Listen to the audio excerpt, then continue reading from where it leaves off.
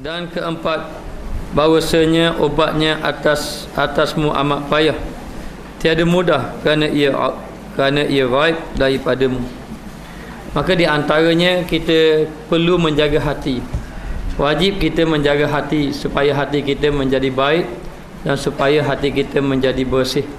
Hati yang baik akan melahirkan akhlak yang baik, perbuatan yang baik. Apabila hati baik, maka semuanya baik. Apabila hati itu buruk, maka semuanya akan menjadi buruk.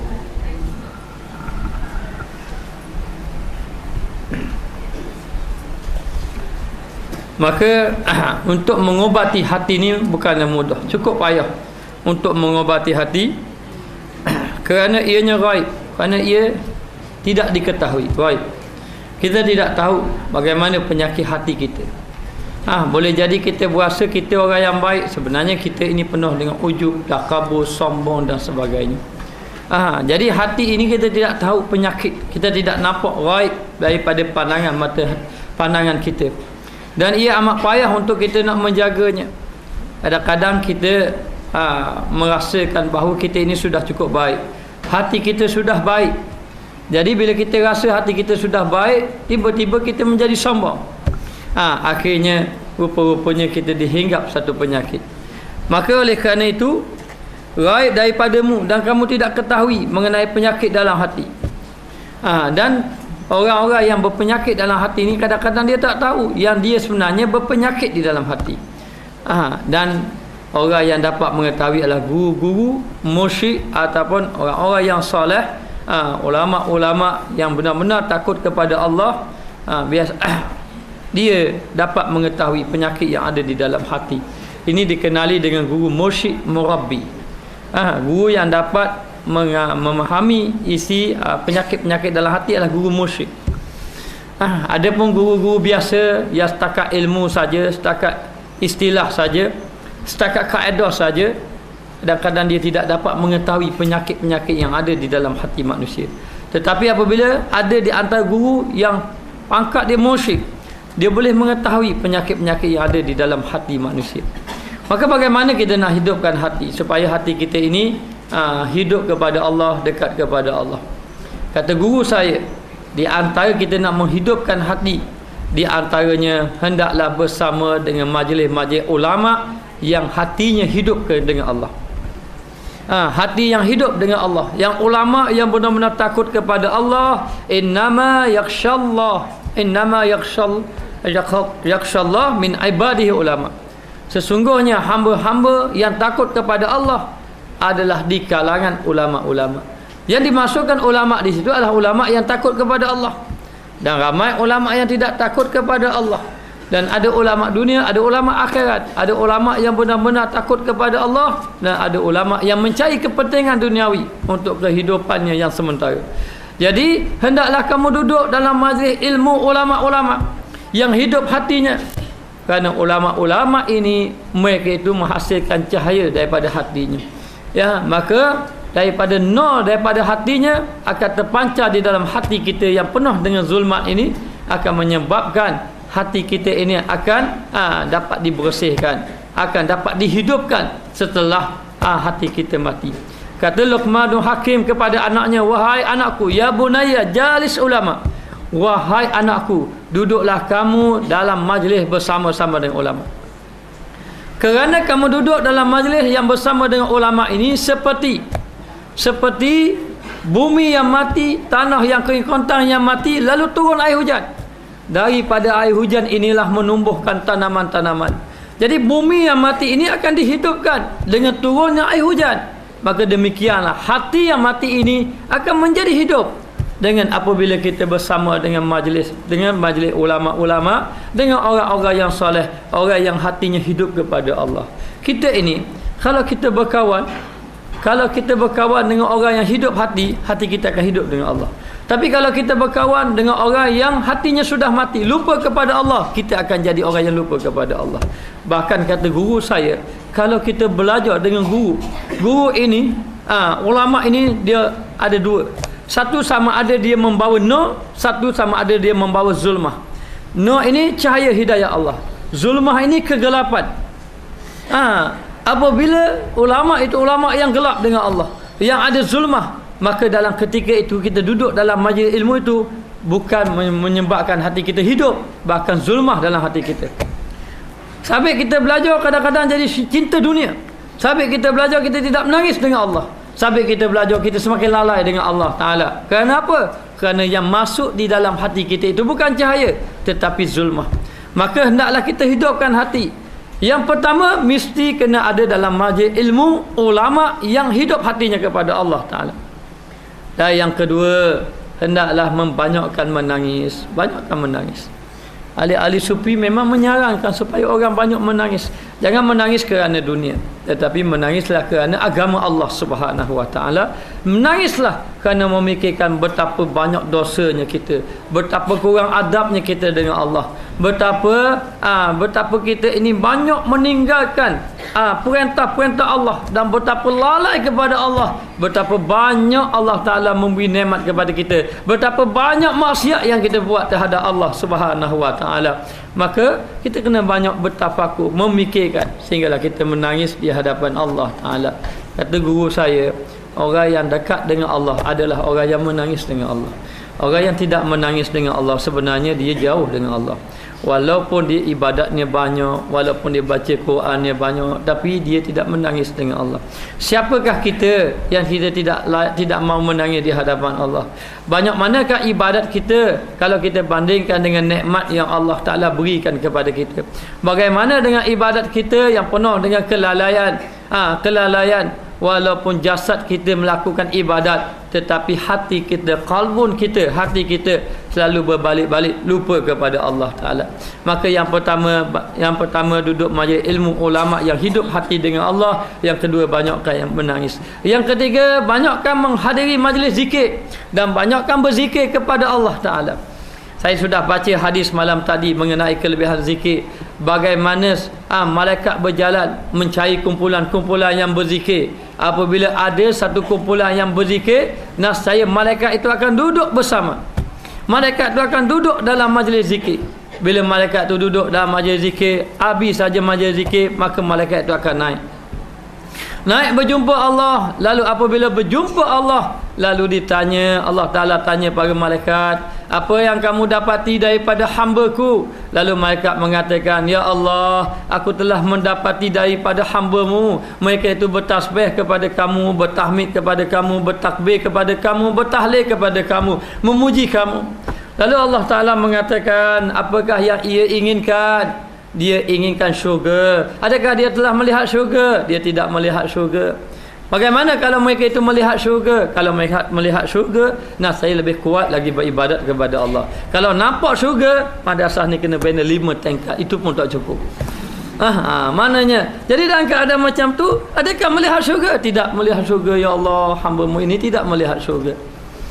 Dan apakah yang mereka takut? Mereka takut neraka, ya Allah. Adakah mereka melihat neraka-Mu? Neraka aku? Kata Allah, tidak ya Allah. Bagaimana kalau mereka itu melihat?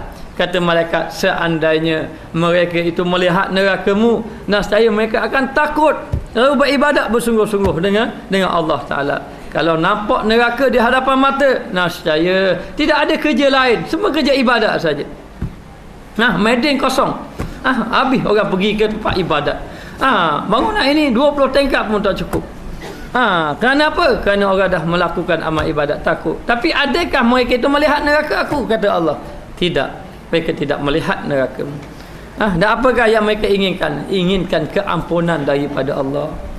Lalulah Allah Ta'ala mengatakan, saksikanlah bahawa aku mengampunkan dosa orang yang berzikir, yang berada di dalam majlis zikir. Ada yang mengatakan malaikat kata, ya Allah, mereka itu duduk dalam majlis zikir itu bukan kerana apa? Ada hajat-hajat lain. Allah Ta'ala kata, aku ampunkan mereka semua sekali. Ada riwayat lain mengatakan mereka itu tergolong dalam dosa, orang yang dosa besar, orang yang melakukan dosa besar. Allah Ta'ala kata, sabit berkat orang yang ada dalam majlis zikir, aku ampunkan kesemuanya sekali. Maka kita hidupkan hati kita dengan berzikir kepada Allah Subhanahu wa Ta'ala. Ini di antara jalan kita nak menghidupkan hati kita kepada Allah Subhanahu wa Ta'ala. Baik, dia kata di sini,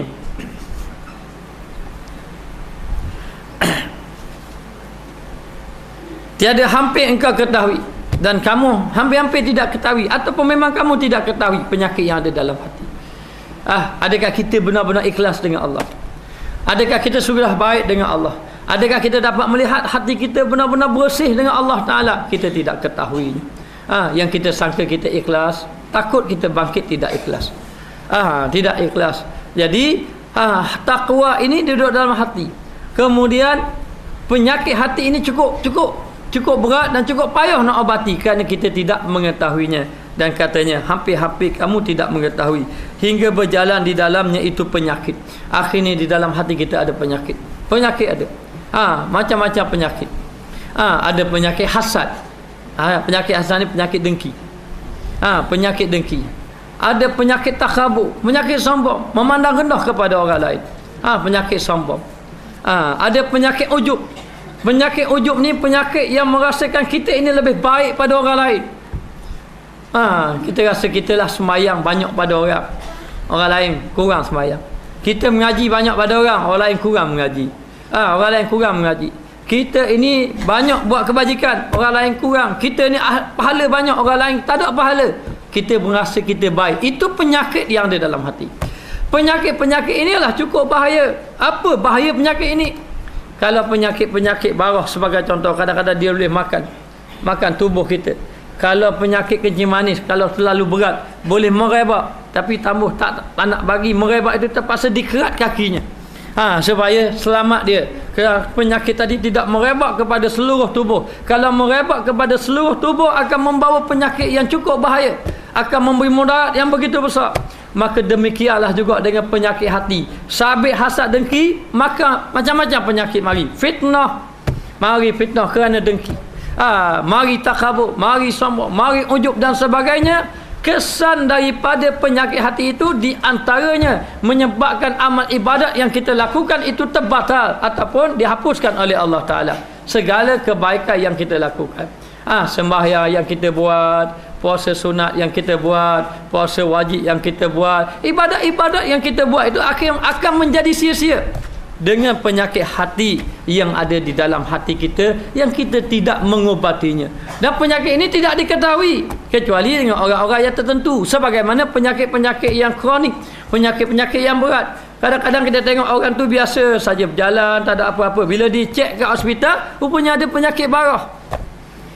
Penyakit barah. Isyak Allah nampak segar, cek-cek gelak guguk hati. Penyakit. Jadi sakit barah hati. Macam-macam penyakit yang ada. Jadi nak beritahu siapa yang dapat tahu? Doktor-doktor pakar. Doktor-doktor pakar yang tahu. Bila dia cek darah, dia cek, tahu orang ni ada penyakit. Maka demikianlah, penyakit dalam hati pun ada doktornya, ada gurunya yang boleh mengobati hati. Maka duduklah dengan guru-guru yang hidup hatinya. Bila hidup hatinya, maka hiduplah hati kita. Jadi macam mana kita nak tahu guru tu guru yang hidup hatinya? Muslimat kena banyak cari. Cari majlis ilmu yang hidup hati. Jangan kita cari majlis ilmu yang tidak menghidupkan hati kita. Duduk majlis ilmu, duduk bersama dengan guru-guru, tengok hidup hati. Yang dahulunya tidak ingat Allah, hari ini ingat kepada Allah. Yang dahulunya lalai kepada Allah, selalu sembahyang lambat. Tapi bila bersama dengan guru ini jadi sembahyang awal. Maka pergi cari guru yang hidup hatinya. Guru cari hidup hatinya. Supaya hati kita hidup kepada Allah Ta'ala dan kita tidak tahu penyakit yang ada dalam hati. Kalau kita biar, kita tak cari guru, tidak sebagaimana orang sakit tak cari doktor, akhir penyakit akan merebak. Semakin merebak, maka penyakit akan berjalan di dalamnya itu penyakit dan melentang baginya kelakuannya. Jadi akhir sekali membawa kepada terselah pada kelakuannya. Orang yang penyakit dalam hati, dia tengok boleh tengok cara zahir dia, cara dia bercakap, cara dia berfikir. Maka ini menunjukkan penyakit yang ada di dalam hatinya. Akhirnya melentang baginya kelakuannya, yakni membawa kepada kelakuan dia. Hati yang hasad dengki, akhir kali daripada percakapan dia, daripada perbuatan dia, menunjukkan dia ni memang hasad dengki. Mula daripada hati, kemudian melentang baginya kelakuannya, yakni membawa kepada perbuatan. Perbuatan hasad dengki sebagai contoh, dan banyak lagi penyakit-penyakit hati. Maka bagi kehendak bahawa engkau membicara daripada yang demikian itu sempurna periksa dengan berpanjangan kepayahan. Maka untuk kita nak membahaskan, nak membicarakan, untuk kita nak menyelidiki mengenai penyakit-penyakit hati ini, biar kita terpaksa menempuh berbagai kepayahan. Duduk dengan ulama-ulama sufi, dengan ahli-ahli sufi, dan dia nak kadang-kadang dia memberi latihan yang berat. Ada guru kita duduk dengan dia tak benar makan banyak. Ada guru yang kita duduk dengan dia tidak benar tidur banyak. Ada guru yang kita duduk dengan dia tidak benar berjalan. Kamu kerja kamu duduk di rumah saja, aku beri bacaan ni duduk di rumah saja. Macam-macam. Yang saya pernah cerita, Ash-Shibli dilatih oleh Junaid Baghdadi supaya minta sedekah 3 tahun. Itu bukan apa tu, itu nak mendidik hati. Bukan nak menghinakan dia, nak mendidik hati supaya dia menjadi orang yang baik. Begitu juga dengan Al-Imam Al-Ghazali bersama dengan Ali Farmadi disuruh membasuh kandang kuda. Bukan kerana apa? Bukan nak menghina, tetapi nak mendidik hati supaya kesombongan yang ada dalam hati itu makin jatuh.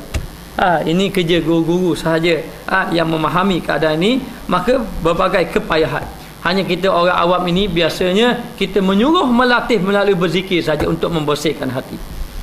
Berzikir, duduk di rumah hendaklah berzikir 100 ke 200 berzikir untuk membersihkan hati. Adapun dengan jalan diajar oleh guru supaya minta sedekah, diajar oleh guru supaya basuh kandang kuda sebagaimana yang berlaku Imam Al-Ghazali itu supaya cepat-cepat bersih. Kita kadang-kadang nak cepat-cepat bersih takut tak tahan. Takut tak tahan. Maka bagi perjalanan biasa orang awam ini, bagi kita semua ini, untuk membersihkan hati, banyak-banyak berzikir saja. Banyak-banyak berzikir kepada Allah Ta'ala supaya hati menjadi bersih. Maka berpanjangan kepayahan. Payah. Kadang-kadang kita dah berzikir 2-3 bulan tak ada kesan apa-apa lagi. Kadang-kadang kita berzikir lama 2-3 tahun baru ada kesan sikit-sikit saja. Sebab dikata berpanjangan kepayahan dan halus-halus tilik dan juga kena betul-betul pemerhatian yang begitu halus apabila kita nak menjaga hati kita.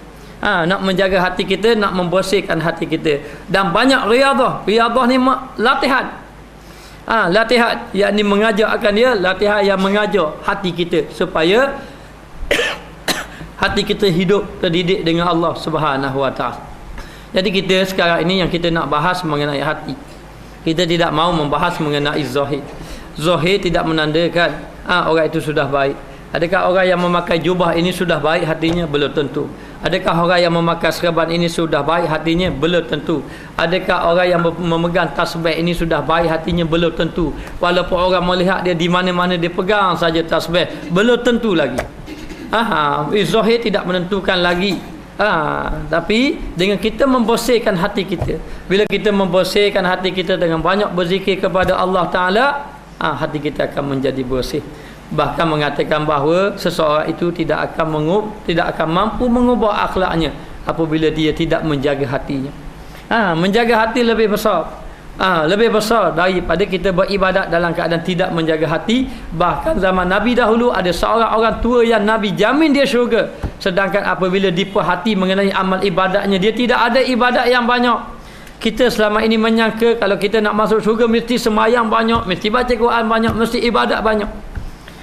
Jadi ada seorang zaman Nabi itu, seorang orang tua yang Nabi jamin dia ini adalah ahli syurga. Tetapi apabila dia lihat amalannya, nak kata sembahyang banyak tidak ada, nak kata baca Quran banyak tidak ada, dia nak mengatakan ibadat infak fisabilillah banyak tidak ada. Tapi kenapa Allah Ta'ala jamin dia syurga? Kenapa Nabi jamin dia syurga? Lalulah ditanya kepada orang tua tadi, "Pakcik, kenapa Rasulullah jamin pakcik masuk syurga? Apakah amalan pakcik?" Tidak ada amalan yang lain. Hati kepada Allah Ta'ala, yakni hati ingat kepada Allah Subhanahu Wa Ta'ala. Jadi tidak dapat tidak, kita mestilah dalam keadaan mengingati Allah Ta'ala dan menjaga hati kita supaya hati kita dekat dengan Allah Subhanahu Wa Ta'ala. Baik, kita tengok. Dan yang kelima, bahawasanya kebinasan itu kepadanya amat segera. Binasa hati segera.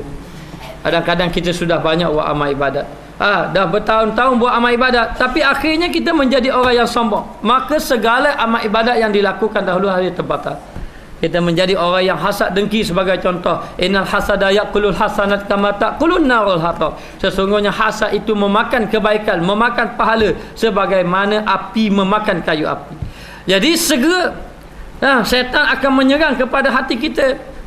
Kalaulah kita ini rajin ibadat sangat, dia akan goda kita supaya kita jadi malas. Tapi kita lawan, kita rajin, maka dia goda supaya kita jadi sombong dengan ibadat kita pula. Maka penyakit hati cukup segera, cukup lekas.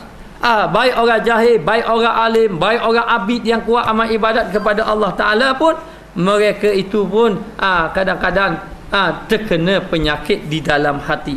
Maka tidak dapat penyakit dalam hati ini kebinasaannya amat segera, amat cepat. Maka iaitu dengan berbalik-balik kepadanya itu amat hampir, kadang-kadang berbalik-balik. Qalbun, yang dikatakan hati itu qalbun. Apa makna qalbun? Qalbun ni berbalik-balik, hati boleh berbalik-balik. Hari ini orang ni orang baik, akan datang menjadi orang yang buruk akhlak. Hari ini orang ni buruk akhlak, akan datang menjadi orang yang baik akhlaknya. Kerana apa jadi macam tu? Kerana hati mereka, hati boleh berbolak-balik. Batu kita minta pada Allah, sabit qulubana, tetapkanlah hati kami. Mana tetapkan hati kami, agama kami duduk dalam keadaan hati kita istiqamah kepada Allah Subhanahu wa taala. Maka dia kata di sini, iaitu segera berbalik-balik kepadanya, segera berbalik-balik. Hari ini jadi baik, esok malah pula ibadat. Lepas tu lusa jadi rajin pula ibadat. Lepas tu pula kadang-kadang kita hari ni bagus, baik sangka dengan orang, kena 2-3 minggu pula buruk sangka balik pada orang. Hari ini baik pula, kita boleh terima apa-apa saja kelebihan-kelebihan orang. Lusa pula dengki pula dengan apa yang orang lain ada. Inilah kehidupan hati kita. Kalau kita tidak jaga, orang yang tidak jaga hati, rosak amal ibadat dia. Hatta walaupun dia banyak ibadat, tapi tidak menjaga hati, rosak. Dia akan rosak amal ibadat dia. Kerana apa? Kerana hati dia. Kerana hati dia tidak jaga. Maka dia kata amat hampir, berbalik-balik kepadanya itu amat hampir. Amat hampir ni amat mudah berbalik-balik. Hampir bermakna mudah. Amat mudah boleh berbalik-balik. Tidak heran kita tengok hari ni baik, esok tak baik. Lusa tu Allah buruk dengan akhlak, akan datang jadi baik sangat. Alah orang lain. Dia boleh berubah-ubah. Hati tu boleh berubah-ubah. Maka sebenarnya telah berkata orang bahawasanya hati itu terlebih segera berbalik daripada periuk. Daripada periuk apabila caranya dipukulnya dengan manusia. Apabila berhimpunnya di dalam apa tu?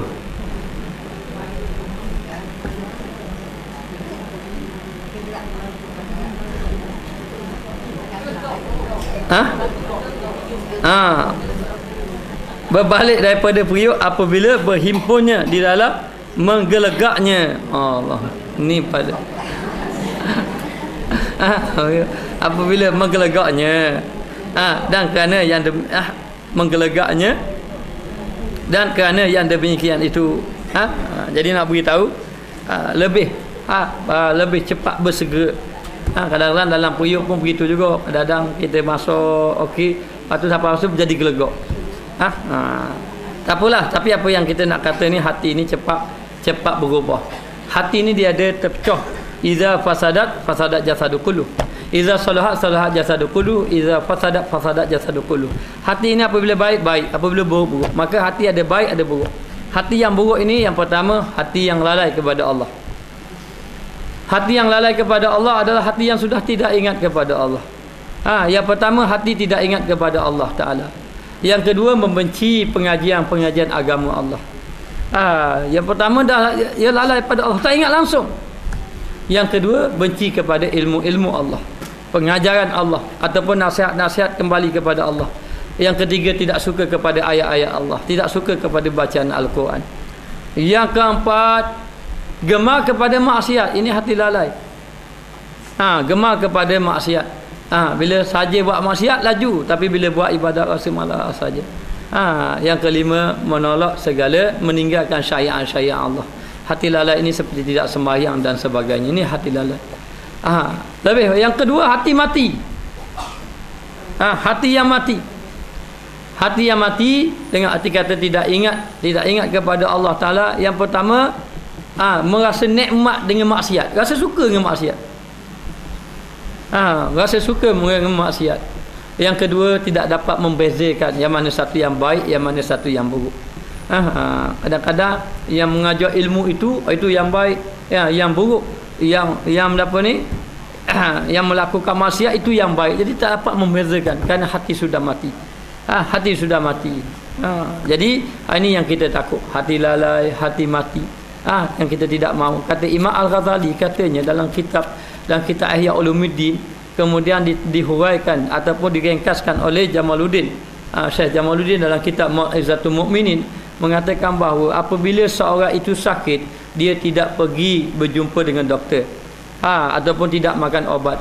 Lalu kalau dia tidak makan obat selama 3 hari, sakitnya akan berterusan. Kalau dia tak makan obat lagi, maka dia akan membawa kepada kematian. Maka demikianlah hati. Hati kita ni, kata Imam Al-Ghazali, jangan biarkan hati kita kosong daripada agama Allah selama 3 hari 3 malam. Penyakit bermula disu. Kalaulah hati kita selalu ingat kepada Allah, ingat kepada agama, bila kita tinggal yang pertama, yang kedua, yang ketiga, cukup hari ketiga, di situ mulanya penyakit. Ibaratnya penyakit baru nak keluar. Kalau dibiarkan lagi sampai sebulan tidak belajar, 2 bulan tidak belajar, tak pernah dengar pengajian agama, hati menjadi mati. Kecuali kita jumpa balik kawan kita yang ingin kepada agama kita, itulah yang menghidupkan.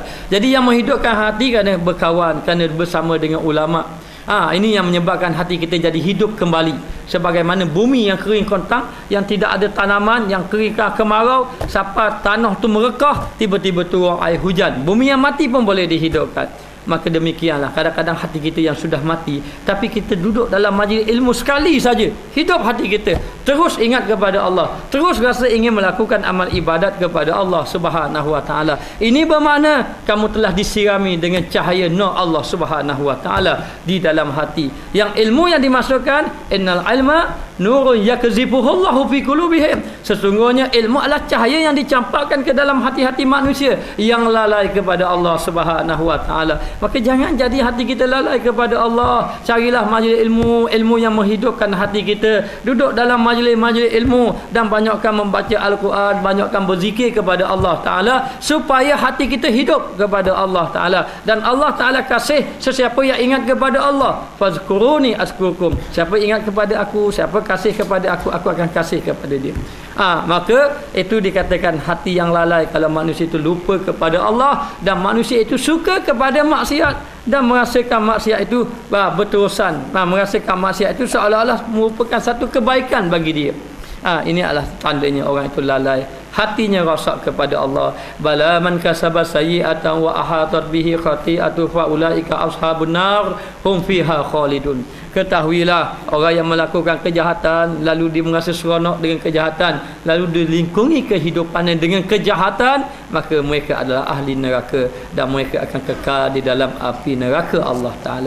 Sebab tu kita jangan jadi rasa seronok dengan kejahatan, kita jangan merasa seronok dengan ibadat yang kita tinggalkan, kita jangan merasa seronok dengan maksiat yang kita kekalkan. Jangan. Bahkan biar rasa bersalah, ya Allah, aku ini bersalah denganmu, ya Allah, banyak nikmat yang kau berikan kepada aku ini lalai kepadamu, ya Allah. Berdoa pada Allah supaya kita ini diberi keampunan kepada Allah. Dan jangan sampai kita kekal dengan maksiat. Tanda orang ahli neraka yang disebut dalam Al-Quran, yang ayat saya baca tadi, di antaranya dia merasa cukup seronok dengan maksiat dan tidak ada niat langsung pun untuk nak melakukan amal ibadat kepada Allah. Ini cukup bahaya. Inilah yang paling ditakuti. Ini yang sangat-sangat ditakuti. Yang mana apabila manusia itu semakin jauh dengan Allah Subhanahu wa taala. Boleh rapat-rapat sikit. Orang dua dah nak masuk. Baik, kita tengok.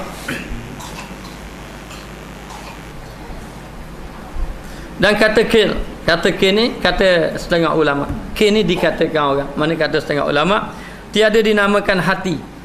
Tidak dinamakan hati melainkan daripada berbalik-balik. Tidak dinamakan hati kecuali dalam keadaan berbalik-balik. Hatilah yang membawa kita dua perkara, sama ada baik atau buruk. Itulah hati. Jangan kita sangka hati ni sudah baik dah. Kadang-kadang kita masa hati kita rasa dah baik, itu pun dah tak baik dah. Dan hati ni memang berbalik-balik. Kadang-kadang dalam maksiat pun, dalam kita buat baik pun dia tarik lagi maksiat. Maka demikianlah hati kita.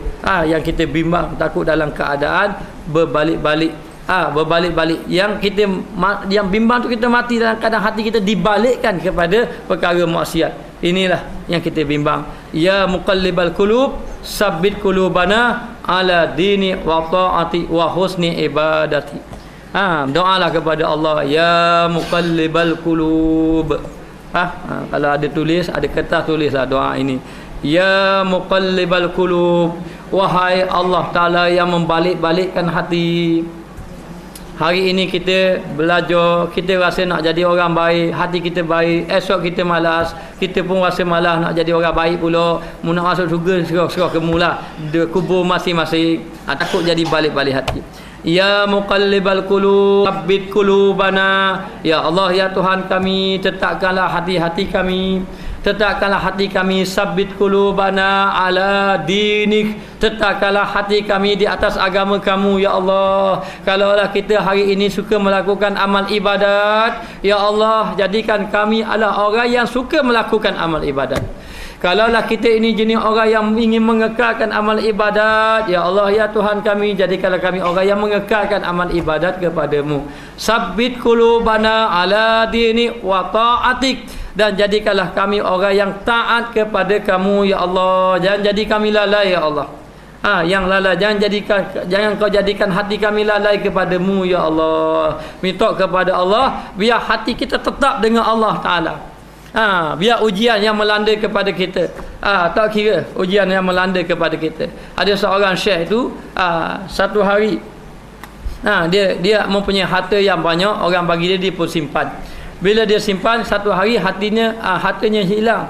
Maka ahli keluarga dia pun mencarilah harta dia yang hilang tadi. Hilang tu bukan kerana apa, mungkin kerana tersalah letak sahaja.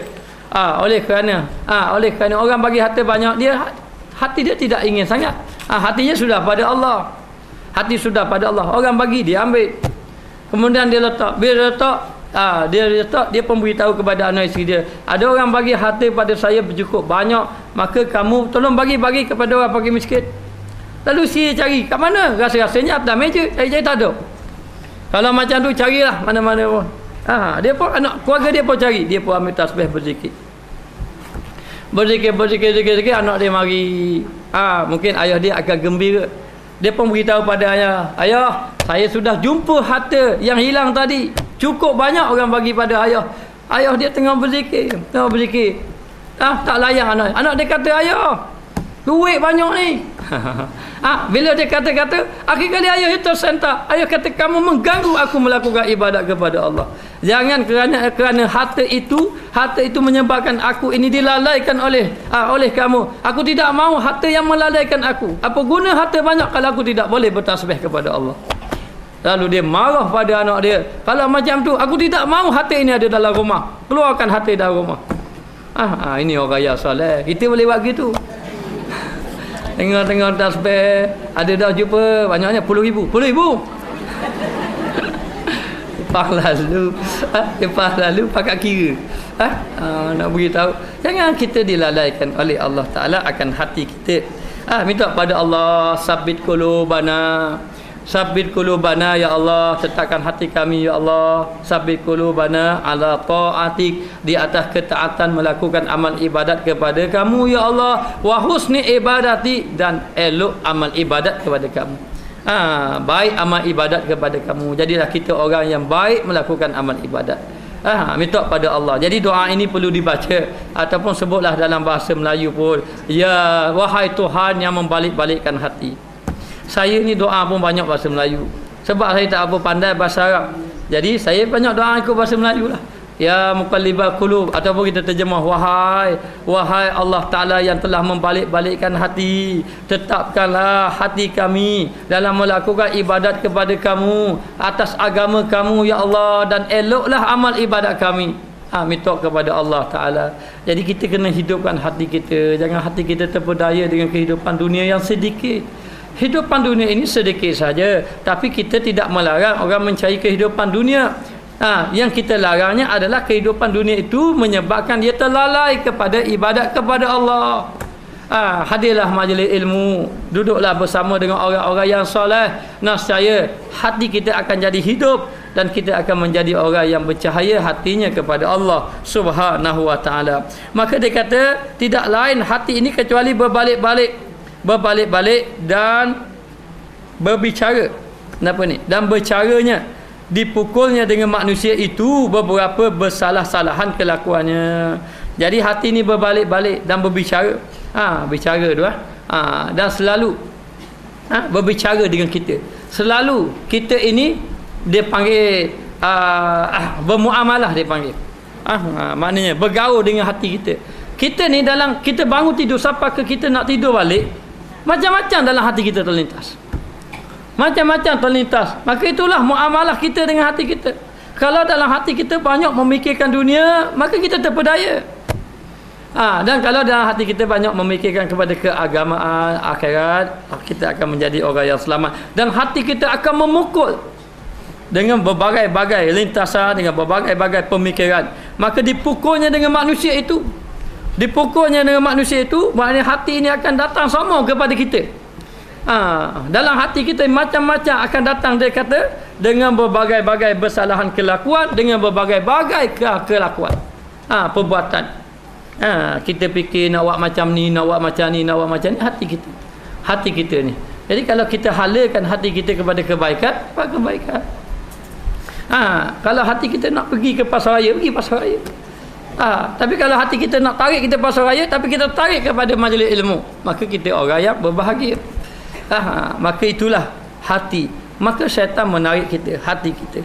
Maka yang perlu dijaga hati, jagalah hati kita supaya hati kita betul-betul ingat kepada Allah Subhanahu wa taala. Ingat, orang yang baik itu bukan pada jasadnya. Orang yang baik itu bukan kepada amalan zahirnya. Yang baik itu ada amalan hatinya kepada Allah Subhanahu wa taala. Innallaha la yanzuru ila suwarikum wala ajsamikum walakin yanzuru ila qulubikum. Allah Taala tak lihat rupa paras kamu. Jangan susah hati. Kalau kita tidak mempunyai rupa paras pun tidak susah hati. Kalau duk fikir-fikir, macam minta cantik kita, susah hati. Asal susah hatilah, Allah Taala tidak pandang. Allah tubuh badan warna kurus, dia akan nak makan tu. Tengok pada tubuh badan kita. Pagi tadi orang bawa cakap, dia kata ustaz ni makan wasir banyak dah, kata ni tak gerak-gerak. Tak gerak-gerak tubuh. Asal kira tubuh badan. Kita tidak mahu memikirkan. Baik zahir kita tidak mahu fikirkan. Sebab tahu tak, sebenarnya jasad kita adalah kulit kepada roh kita. Roh kita. Yang penting itu isi. Mana penting kalau durian dia mau makan kulit ke makan isi? Ada orang makan kulit durian? Tak tahu. Jadi nak beritahu, orang tak jaga kulit durian. Kalau orang durian, comel kulit, tapi isi buruk ni, isi buruk nak. Memang tambuh. Memang tambuh. Sebab apa? Sebab yang kita nak makan tu isi.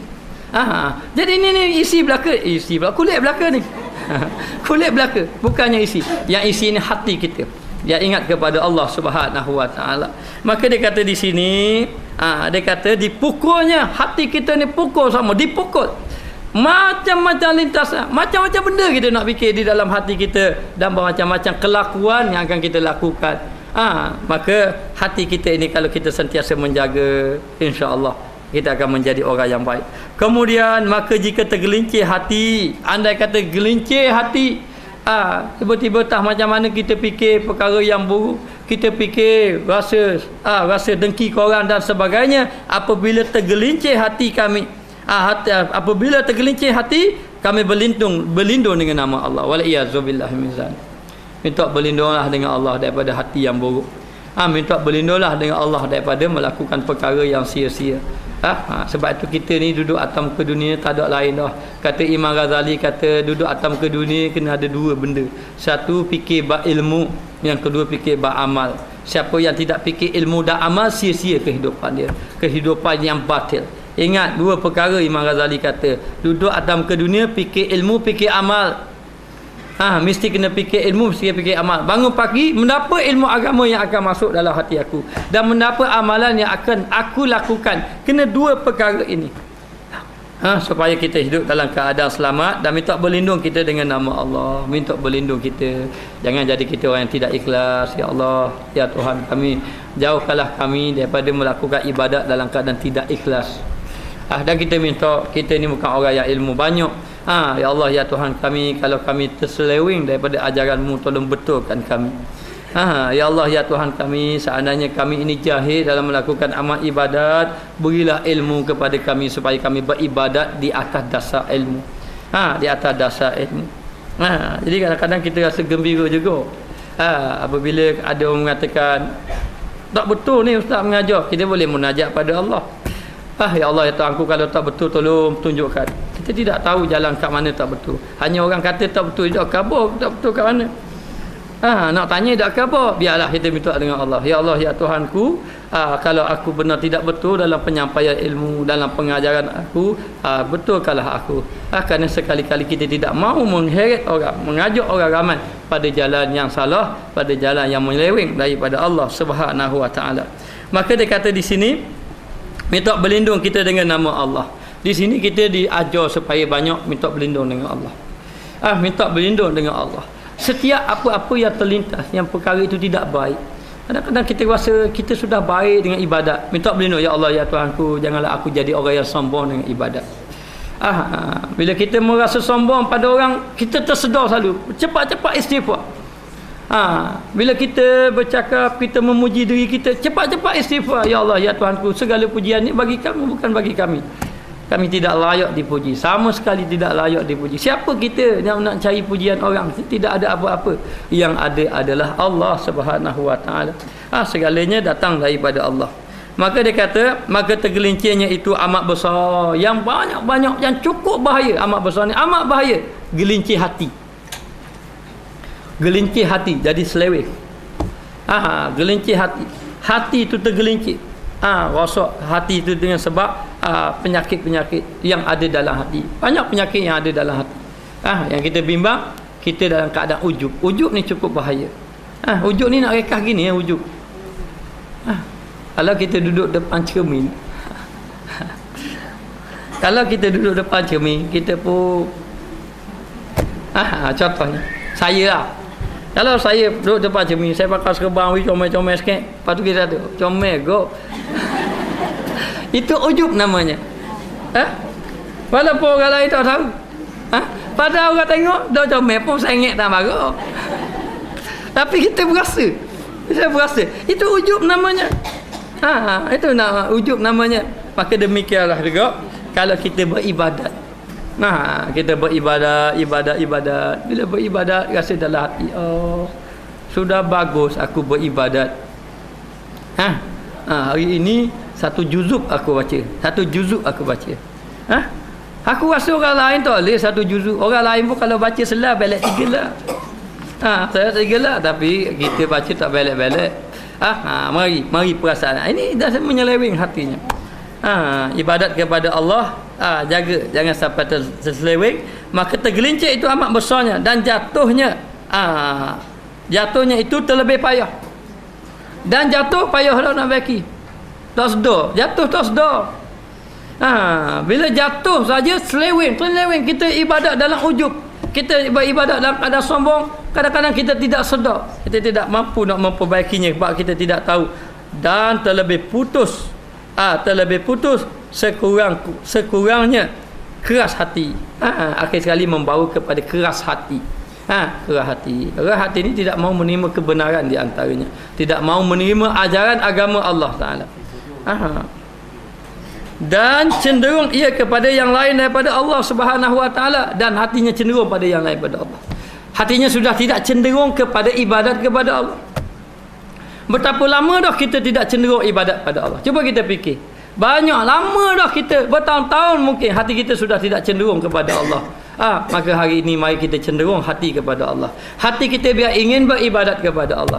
Hati ini biar kita ingin mencari jalan supaya kita dicintai oleh Allah, supaya kita dikasihi oleh Allah Ta'ala. Hati ini kita mencari jalan supaya hati ini tunduk kepada Allah, sehingga kan tubuh badan kita ini tunduk kepada Allah Ta'ala. Sudah lama jasad kita ini tidak sujud kepada Allah. Kalau sujud pun mungkin baru ini, tapi macam mana hak dahulu kita meninggalkan amal ibadat kepada Allah Ta'ala. Mari kita cenderungkan hati kita kepada ibadat kepada Allah Ta'ala. Banyakkan sujud kepada Allah. Banyakkan sujud kepada Allah Ta'ala, sehingga kan diceritakan ada satu orang yang soleh, apabila malaikat suruh mencabut nyawa, tidak boleh nak cabut nyawanya. Lalu malaikat bertanya, mengapa? Why? Mengapa? Mengapa tidak boleh? Limaza? Kenapa tidak boleh nak cabut nyawa? Yang sepatutnya mudah dicabut nyawa, tidak boleh. Kata Allah Ta'ala, macam mana kamu nak sujud, nak cabut nyawa? Segala anggota tubuh badannya digunakan untuk beribadat kepada Allah. Baik kaki, baik tangan, baik mata, telinga dan sebagainya, semuanya digunakan untuk beribadat kepada Allah. Hati mereka sudah cenderung kepada Allah. Hati sudah cenderung kepada Allah. Kenapa jadi macam tu? Kerana hatinya cenderung. Kalau hatinya cenderung kepada ibadat, maka yang lain semua cenderung pada ibadat. Akan nak jadi orang yang sujud pada Allah, akan menjadi orang yang ingin berzikir kepada Allah. Bahkan fikir, kalau aku buat perkara sia-sia ni rugi aku. Hati selalu ingat kepada Allah. Nak tahu tak kita ni ahli dunia ke ahli akhirat? Ahli akhirat ni dia banyak fikir agama. Kehidupan dia fikir agama. Ahli dunia ni kehidupan dia fikir dunia. Kalau dapat dunia, fikir dunia, maka jangan jadi kita ahli dunia, jadi kita ahli akhirat. Dan bukan bermakna dilarang mencari dunia, cari dunia. Tetapi orang yang mencari dunia sedikit pun tidak terhalang akhirat, itulah ahli akhirat. Tetapi malangnya manusia hari ini, yang mencari dunia itulah terhalang untuk melakukan amal ibadat kepada Allah Subhanahu Wa Taala. Ya Allah, ya Tuhan kami, jangan kau jadikan dunia kami ini penghalang untuk melakukan amal ibadat kepada Allah. Banyakkan berdoa. Muslimat banyakkan berdoa, terutama yang bekerja. Ya Allah, ya Tuhan kami, jangan kau jadikan dunia kami ini penghalang untuk melakukan ibadat kepadamu. Kita tidak mau. Sedangkan dunia ini sementara sahaja. Penuh dengan racun, penuh dengan duri, penuh dengan anak. Tetapi kelihatannya cantik, sebagaimana sebuah kuih kek. Kek ni macam-macam bentuk boleh buat, betul tak? Siapa pandai buat kek sini?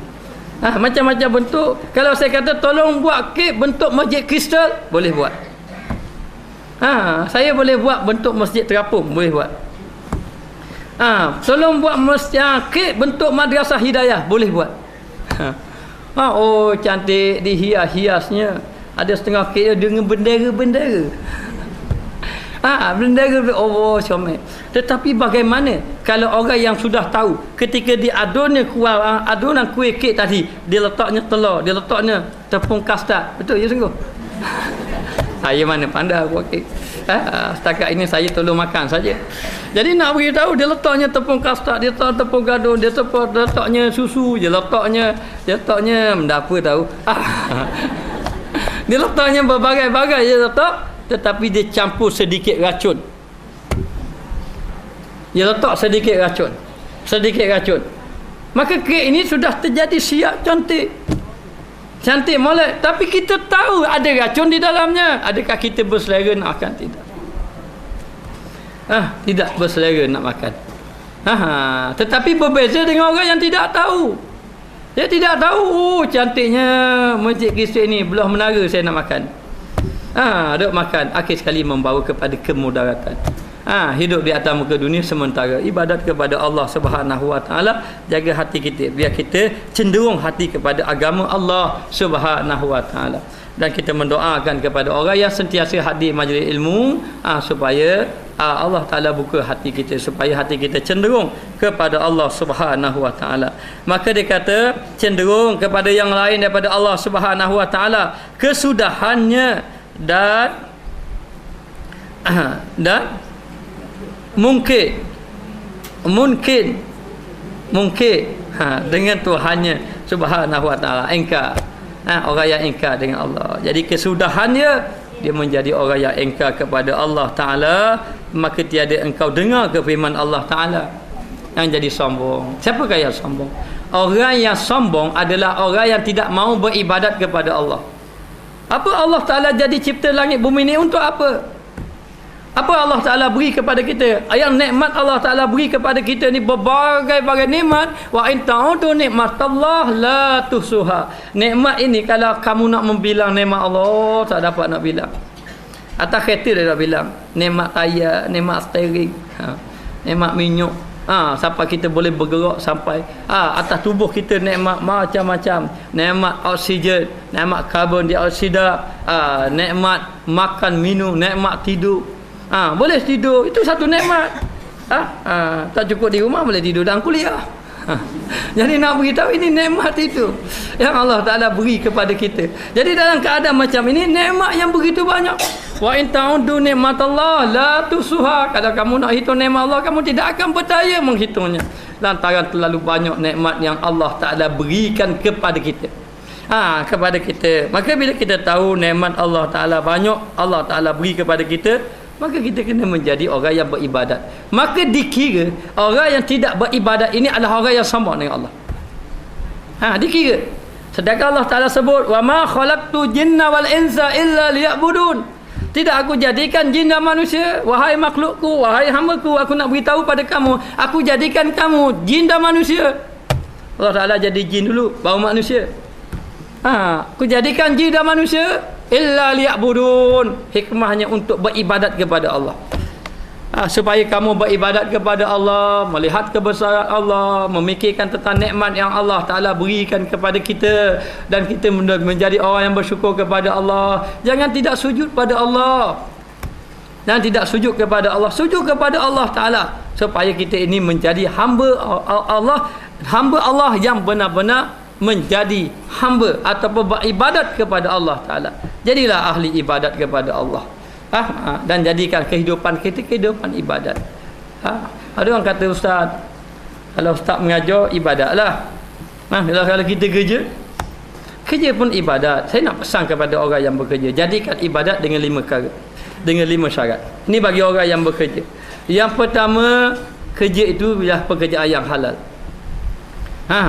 Kalau rokok bank, niat ibadat tak asyik. Kerja itu kerjaan yang halal. Yang kedua, niatlah ibadat. Setiap kali pergi bekerja, niat ibadat. Yang ketiga, jadilah pekerja yang amanah dalam bekerja. Yang keempat, jangan meninggalkan sembahyang yang wajib. Kaedah tak jadi ibadat. Yang kelima, nikmat yang Allah Ta'ala beri, hasil yang Allah Ta'ala beri ini, yakni gaji yang kita dapat, duit yang kita dapat, gunakan kepada jalan yang diredai oleh Allah. Jangan buat perkara yang haram. Jangan memikirkan buat perkara yang haram. Kalau kita jadikan 5 perkara ini ibadat kepada Allah, dan apabila ada masa-masa, belajarlah majlis ilmu, duduk bersama orang yang hidup hatinya kepada Allah Subhanahu wa Ta'ala. Baik, kita tengok. Maka kesudahannya, apabila manusia ini selalu cenderung kepada yang lain kepada Allah, tidak beribadat kepada Allah, lalai kepada Allah Ta'ala, cenderung kepada perkara lalai, tetapi tidak cenderung kepada perkara kebaikan, dibimbangi kesudahannya, termasuk di kalangan orang yang ingkar kepada Allah Subhanahu wa Ta'ala. Ini tidak cukup bimbang. Kita takut bila kita mati dalam keadaan kita ini bukan hamba Allah yang sebenar. Bagaimana dengan ibadat kita? Kita kata inna salati wa nusuki wa mahyaya wa mamati lillahi rabbil alamin. Ya Allah, ya Tuhanku, aku ibadat kepada kamu, sembahyang kami, ibadat kami, hidup kami, mati kami kerana-Mu ya Allah.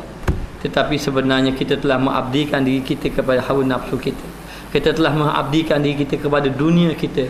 Kita telah mengabdikan diri kita kepada selain daripada Allah Ta'ala. Maka kamu adalah orang yang ingkar kepada Allah Ta'ala. Wal-iyazubillahi min zalik. InsyaAllah kita berdoa pada Allah, moga-moga kita termasuk di kalangan orang yang melakukan amal ibadat kepada Allah Ta'ala.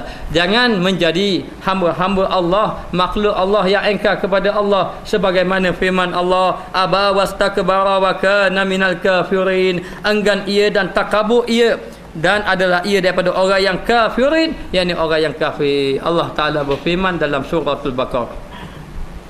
Ini ditujukan kepada siapa? Ini ditujukan kepada iblis. Wa isqulna lil malaikati isjudu li adama fasajadu illa iblis aba wastakbara wa kana minal kafirin. Apabila Allah Ta'ala berkata kepada para malaikat, wahai malaikatku, sujud kamu kepada Allah. Sujud kamu kepada Allah Ta'ala. Fasajadu, maka semua sujud. Yang semua sujud itu termasuk para malaikat.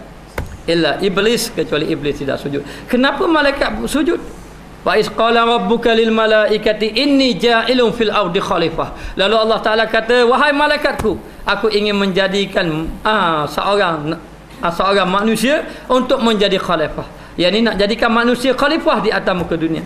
Qalu ataj'alu fiha man yufsidu fiha wa yasfiku dima wa nahnu nusabbihu bihamdika wa nuqaddisu lak. Lalu berkata para malaikat, ya Allah, apakah sebabnya, apakah patut, mengapakah kamu ingin menjadikan manusia itu khalifah di atas muka dunia, sedangkan manusia itu melakukan kerosakan, berbunuh-bunuhan di antara satu sama lain, sedangkan kami para malaikat nusabbihu bihamdika wa nuqaddisu lak, kami bertasbih kepadamu ya Allah, kami menyucikan kepadamu ya Allah Subhanahu wa taala. Kenapa pilih manusia, tidak memilih kami para malaikat? Allah mengatakan, inni a'lamu ma la ta'lamun, ketahuilah aku lebih mengetahui apa yang kamu tidak mengetahui. Lalu Allah Ta'ala mengajar Adam alaihi salam, wa 'allama Adam al-asma'a kullaha summa aradahum 'alal malaikah. Lalu Allah Ta'ala mengajar Nabi Adam mengenai nama-nama, lalu Nabi Adam membentangkan kepada para malaikat.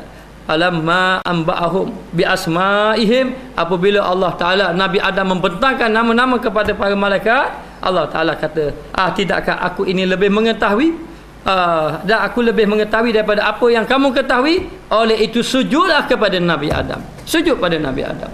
Lalulah apabila Allah Ta'ala kata, wahai malaikatku semua termasuk iblis, sujud kepada usjudu li Adam. Aiskulna lil malaikati isjudu li Adam, sujud kamu kepada Adam. Fasajadu, semuanya sujud, illa iblis, kecuali iblis. Aba wastakbara wa kana minal kafirin. Lalu iblis enggan. Apa iblis kata? Khalaqtahu min tin wa khalaqtani min nar. Adakah munasabah aku ingin sujud kepada Adam, sedangkan Adam itu dijadikan daripada tanah, aku dijadikan daripada api? Inilah kesombongan iblis, yang mana dia tidak mau sujud kepada Nabi Adam alaihissalam. Walaupun dia tidak mau sujud kepada Nabi Adam, tapi hakikatnya dia engkar kepada Allah. Engkar kepada Allah, tidak mau mengikut perintah Allah. Lalu ada malaikat mengatakan, cuba kamu bayangkan, kalau sekali sujud pun tidak engkar kepada Allah, bagaimana dengan berapa kali Allah Ta'ala suruh kita sujud kepadanya, kita tidak mau sujud kepada Allah? Betapa salah adabnya, banyak dosanya kita. Kalau kita dah fikir-fikir, ya Allah, masa aku balik umur 15 tahun dahulu sampai ke sekarang, banyak lagi aku yang tidak sujud kepadamu, sedangkan apabila aku balik saja kamu suruh aku sujud kepada Allah Ta'ala, suruh sujud kita. Apabila kita balik suruh sujud, tapi bila kita fikir-fikir, ya Allah, banyaknya kita tidak sujud pada Allah. Sedangkan iblis sekali saja tidak sujud kepada Allah sudah dikatakan aba wastakbara, kamu ini golongan yang enggan, kamu ini golongan yang takabur, golongan yang sombong. Wa kana minal kafirin, oleh kerana kamu tidak mau sujud kepada Allah, maka kamu adalah orang yang kafir. Sehingga kan ada ulama mengatakan, kalau orang meninggalkan sembahyang dengan sengaja, itu kafir hukumnya. Ada ulama mengatakan demikian berdasarkan hadis, man taraka salatan muta'ammidan faqad kafara jihara. Siapa yang meninggalkan sembahyang dalam keadaan sengaja, dia adalah orang, dia telah menjadi kafir secara terang-terangan. Al-faqu bainana wa bainal kufri taqus salah. Perbezaan di antara kita dengan orang kafir adalah meninggalkan sembahyang. Sehingga kan ada mengatakan bahawa orang yang tinggal sembahyang itu kafir hukumnya. Ini setengah pendapat ulama, termasuk Ibnu Hazmi mengatakan bahawa orang tinggal sembahyang kafir hukumnya berdasarkan kepada hadis demikian. Tetapi Imam Asy-Syafi'i mengatakan kufur di situ, kafir di sebelah kafir nikmat saja, dan dia termasuk di kalangan orang yang fasik. Kerana tidak mahu sujud kepada Allah, tidak mahu melakukan amal ibadat. Siapakah yang orang sombong pada Allah Ta'ala? Yang pertama, tidak mahu beribadat kepada Allah. Siapakah orang yang sombong? Yang kedua, tidak mahu bersama dengan majlis-majlis ilmu ulama, tidak mahu menghadiri majlis-majlis ilmu. Yang ketiga, tidak mahu mendengar nasihat-nasihat. Ini di antara orang yang sombong. Maka jangan jadi kita orang yang sombong. Jadilah kita ahli ibadat. Jadi kita orang yang belajar ilmu agama. Jadilah kita orang yang tunduk kepada Allah Ta'ala. Kita akan menjadi manusia yang sangat rugi apabila kita meninggalkan ibadat kepada Allah. Kita lalai kepada Allah. Allah Ta'ala memberi kita sedikit saja ujian. Innama amwalukum wa auladukum fitnah. Anak-anak kamu dan harta benda kamu itu fitnah, yakni menghalang kamu daripada melakukan amal ibadat pada Allah, lalu dibangkitkan negeri akhirat. Anak kita dah yang menghalang kita untuk beribadat pada Allah. Lalu kita kata, wahai anakku, mari ke sini. Yauma yafirru mar'u min akhi wa ummihi wa abi wa sahibatihi wa bani. Lalu ketika itu hari yang masing-masing membawa diri masing-masing.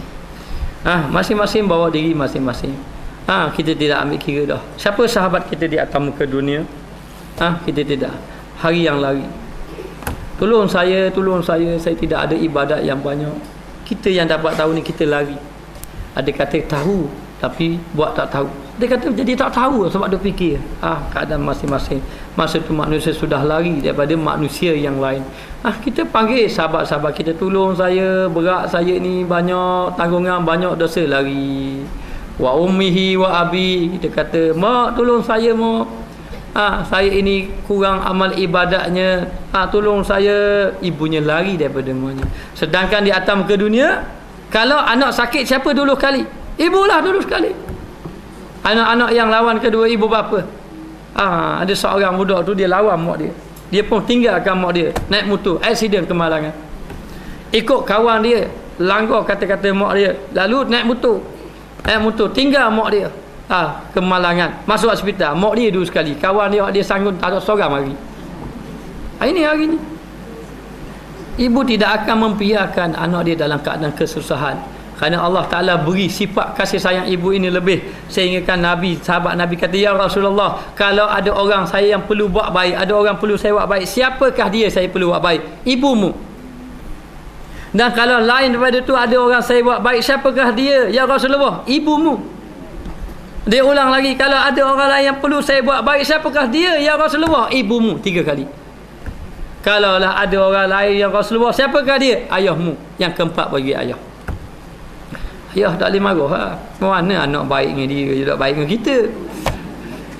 Dan kita kena fahamlah hadis. Allah Ta'ala campurkan. Campurkan. Tetapi itu di atas muka dunia, dekat negeri akhirat, muslimin-muslimat, anak-anak akan lari daripada kita. Dan kita memang tak akan ambil berat anak kita. Jangan cakap lah, jangan kita cakap, tak apalah, biar mau masuk neraka, masuk syurga. Tidak akan berlaku macam tu. Apabila Allah Ta'ala membentangkan api neraka, walau tara idil mujrimuna nakisu ru'usihim 'inda rabbihim rabbana absarna wa sami'na farji'na na'mal salihan inna muqinun. Apabila diperlihatkan kepada mereka api neraka di hadapan mereka, kepada orang-orang yang melakukan maksiat, siapa? Kita semua. Kita semua. Jangan merasa kita sudah baik di hadapan Allah. Kalau dia nak rasa, muslimat nak rasa, terpulang. Tapi bagi diri saya, tidak layak merasakan kita ini orang yang sudah baik dengan Allah. Tidak layak. Sama-sama tidak layak. Tidak layak. Dan walaupun kita rasa kita dah buat banyak ibadat, tidak layak sama sekali. Cukup banyak dosa. Kalau nak banding dengan nikmat yang Allah Ta'ala beri pada kita dengan ibadat kita, jauh sama sekali. Lalu apabila diperlihatkan neraka di hadapan mata kita, Rabbana absarna wa sami'na, ya Allah, ya Tuhan kami, baru kami tengok hari ni, kami telah tengok, kami telah dengar, farji'na na'mal salihat, tolonglah balikkan kami di atas muka dunia. Untuk apa? Untuk beribadat, na'mal salihat, untuk kami beramal dengan amalan yang soleh, yakni na'mal amalan salihat, kami nak beramal dengan amalan yang soleh. Kalau kau beri 1 minit pun tak apa, untuk aku sebut namamu dengan betul-betul ikhlas pada Allah. Minta pada Allah Taala.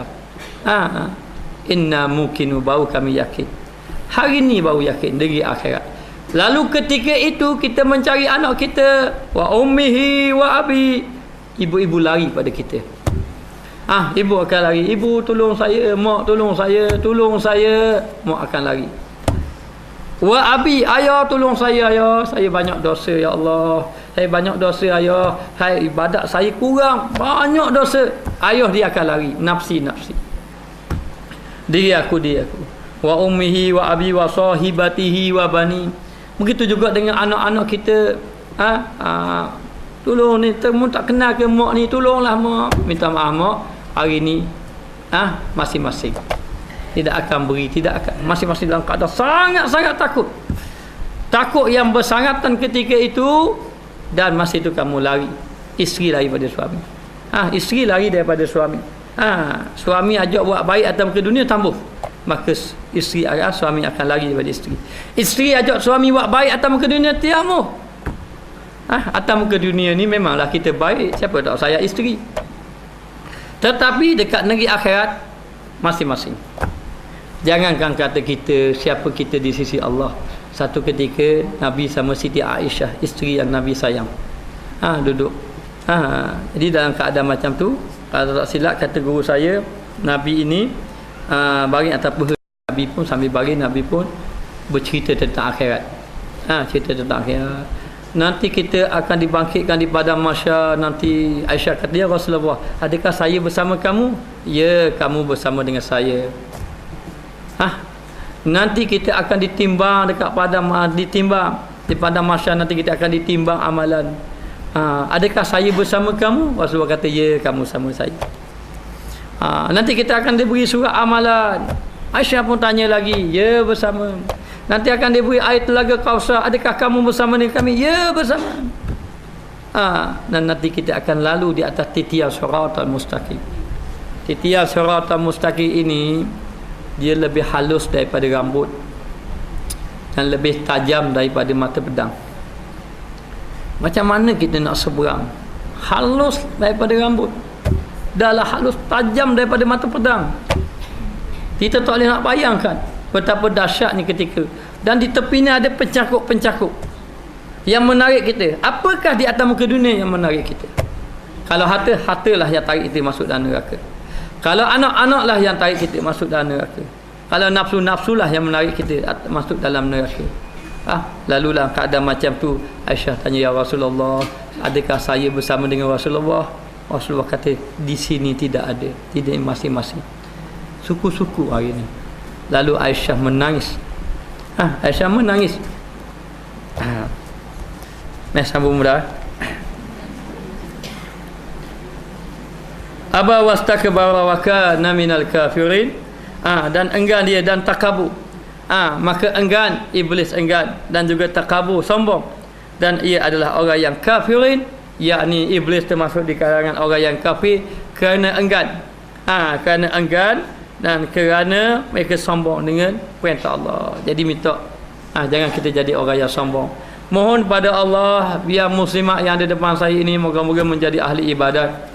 Mohon kepada Allah supaya ahli keluarga kita, suami-suami kita yang di rumah, termasuk saya, isteri yang ada di rumah, dan juga ahli keluarga kita supaya melakukan amal ibadat kepada Allah.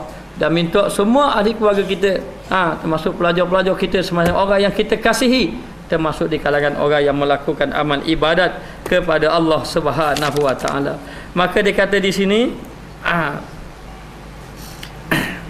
dan adalah takabur dengan hati, disebabkan dia itu takabur, sombong dengan hatinya sombong, maka meninggal apa ni? Menanggungkan akan dia atas enggan dan kufur dengan zahirnya. Maka membawa kepada ia kufur, dan juga kerana dia enggan kepada Allah Subhanahu wa taala, yakni tidak mau mengikut perintah Allah, yakni perintah supaya sujud kepada Nabi Adam. Tiadakah engkau dengar akan firman Allah taala? Tidakkah kamu dengar firman Allah bagi orang yang kufur, bagi orang yang enggan? Di antara orang yang sombong ini disebut oleh kata-kata ulama. Yang pertama, apabila diberi ilmu tidak mau mengamalkannya. Apabila diberi orang-orang yang baik, tidak mahu berkawan dengan orang yang baik. Apabila berada di tempat-tempat kebaikan, tidak mahu hadir di tempat kebaikan. Tidak mahu hadir. Dan apabila adanya ulama-ulama, tidak mahu bersama dengan ulama. Maka ini di kalangan orang yang sombong pada Allah. Hadirlah kita di tempat yang baik untuk kita menjadi orang yang baik di sisi Allah Subhanahu wa taala. Walakinnahu aqlada ilal ardi wattaba'a hawah. Ni ayat Quran. Walakinnahu aqlada ilal ardi wattaba'a hawahu.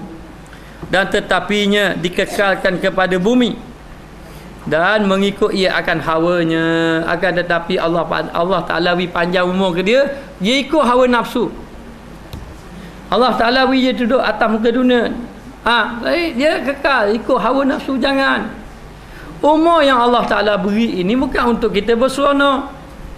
Kan kita beritahu dah kan, kita ini singgah di sebuah pulau saja. Bukan kita untuk berseronok di pulau. Kita akan naik kapal berlayar dengan perjalanan yang jauh lagi. Nanti kita akan naik kapal, naik keranda, masuk, dan kita akan berlayar dengan satu destinasi yang sangat jauh. Dan kita akan kekal di situ buat selama-lamanya.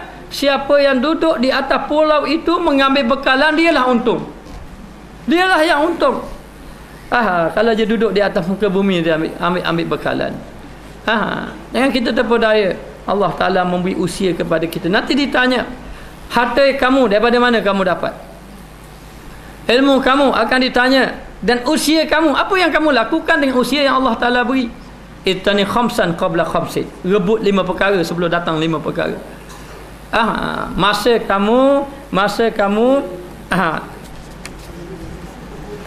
kamu muda sebelum sampai waktu tua. Masa kamu sihat sebelum datang waktu sakit. Masa kamu lapang sebelum datang waktu sibuk. Waktu kamu kaya sebelum datang waktu fakir. Waktu kamu hidup sebelum datang waktu mati. Itu adalah amaran ataupun ingatan kita supaya kita menghabiskan masa dengan melakukan amal ibadat kepada Allah. Dan Allah Ta'ala memberi kita hidup bukan untuk kita berseronok-seronok. Ni dapat tahun baru seronok. Dapat seronok tahu. Bukan untuk berseronok-seronok. Kita mesti dalam keadaan bersedia. Dalam keadaan bersedia untuk melakukan amal ibadat kepada Allah. Kita tidak tahu kehidupan kita ni akan datang macam mana. Maka dia kata, tetapi dikekalkan kepada bumi dan mengikut ia akan hawa nafsunya. Allah Ta'ala beri panjang umur, diikut pula hawa nafsu. Ini kita tidak mahu.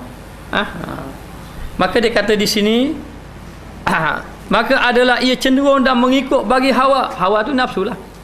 Orang Melayu kita hawa nafsu. Hawa tu bahasa Arab, nafsu bahasa Melayu.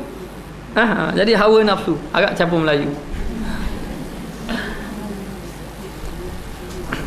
Maka cenderung bagi hawa dengan hatinya, cenderung akan hatinya.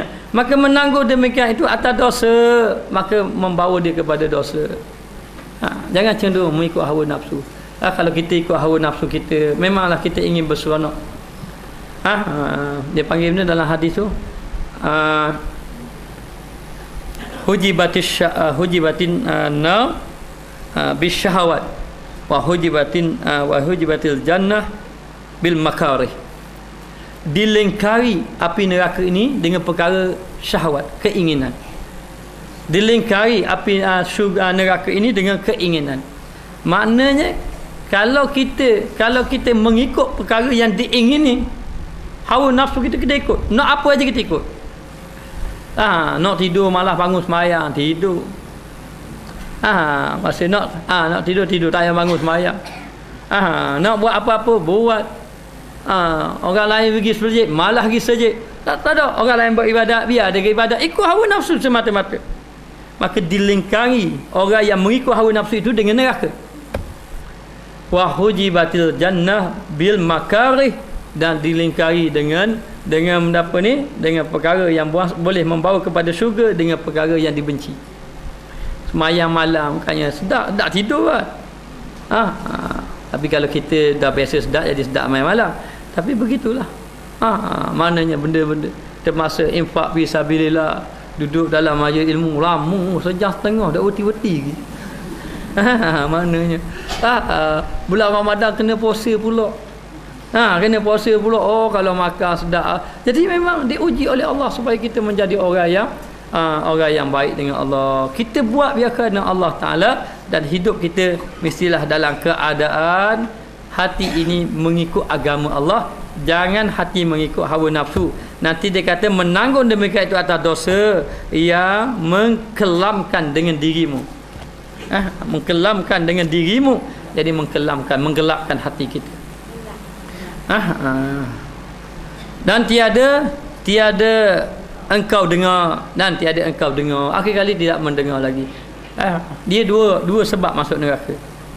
Wa qalu law kunna nasma'u aw na'kilu ma kunna fi ashabis sa'ir. Lalu mereka berkata, siapa ahli-ahli neraka? Wal iyadzu billahi min zalik.